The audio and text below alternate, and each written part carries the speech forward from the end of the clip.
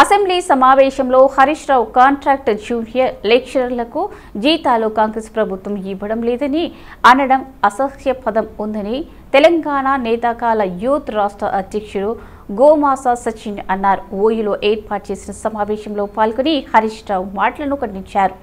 తెలంగాణ రాష్ట్రం ఏర్పడితే రాష్ట్రంలో కాంట్రాక్ట్ వ్యవస్థనే ఉండదని చెప్పిన బీఆర్ఎస్ నాయకులు కాంట్రాక్టుకు ఉద్యోగులను రెగ్యులరైజ్ చేయకుండా 10 సంవత్సరాలు అధికారంలో ఉండి కాంట్రాక్టు ఉద్యోగులను మోసం చేశారన్నారు.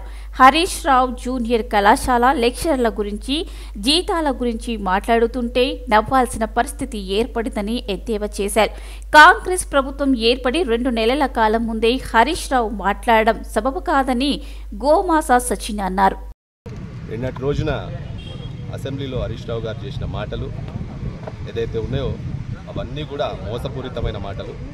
మొన్నటి వరకు ప్రభుత్వంలో ఉన్నది మీరే కదా, ఫైనాన్స్ మినిస్టర్గా ఉన్నది హరీష్ రావు గారు మీరే కదా కాంట్రాక్ట్ ఉద్యోగులని మీ వెంట తిప్పించుకున్నది.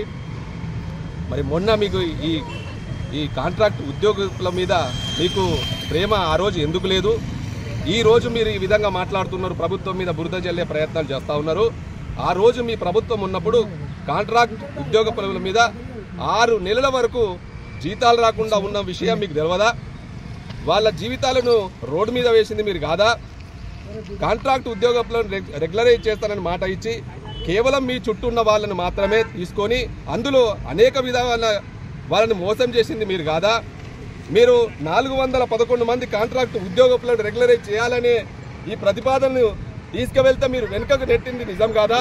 మిమ్మల్ని ఏదైతే రాఖీ పున్నమి రోజు మీ దగ్గరికి వచ్చి మహిళలు 225 మంది మహిళలు వచ్చి మిమ్మల్ని వేడుకున్నప్పుడు మీరు కనీసం కనికరించకుండా వెళ్ళిపోయిన సందర్భం నిజం కాదా?